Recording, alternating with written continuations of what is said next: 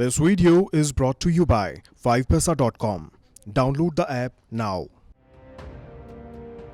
देश की एग्री और पेपर बोर्ड बिजनेस में सबसे बड़ी प्राइवेट कंपनी आईटीसी यानी इंडियन टबैको कंपनी लिमिटेड ने फाइनेंशियल ईयर 2021-20 की जून तिमाही के नतीजे जारी कर दिए हैं।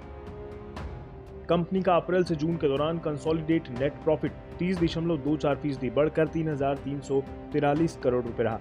पिछले साल समान तिमाही में कंपनी का शुद्ध मुनाफा 2,567 करोड़ रुपए रहा था। तिमाही आधार पर भी आईटीसी का नेट प्रॉफिट बढ़ा है। जून तिमाही में कंपनी की परिचालन आय 35.91% बढ़कर 14,240 करोड़ रुपए रही, जो पिछले साल समान अवधि में 10,478 करोड़ रुपए थी। कंपनी का कुल खर्च 10,220 करोड़ रुपए था, जो फाइनेंशियल ईयर 2020-21 की समान अवधि में 7,967 करोड़ रुपए था।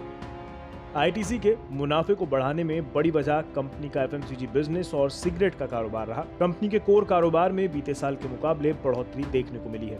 हालांकि आईटीसी देश में दूसरी सबसे बड़ी होटल चेन का संचालन भी करती है, लेकिन कोविड के चलते होटल कारोबार का कामकाज ठप रहा।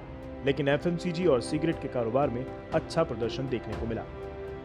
अप्रैल जून तिमाही के दौरान एफएमसीजी से आय 23.68% बढ़कर 9,534 करोड़ रुपए रही, जो पिछले साल समान तिमाही में 7,709 करोड़ थी। वहीं सिगरेट के कारोबार से आय 34% बढ़कर 5,802 करोड़ रुपए रही, जबकि बीते वित्तीय वर्ष की इसी तिमाही में ये 4,330 करोड़ रुपए थी।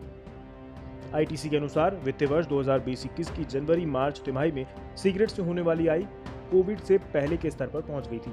हालांकि कोविड की दूसरी लहर के दौरान लगे प्रतिबंधों से अप्रैल जून 2021 में उनके परिचालन में बाधाएं आई थी, लेकिन फिलहाल स्थिति काबू में नजर आ रही है।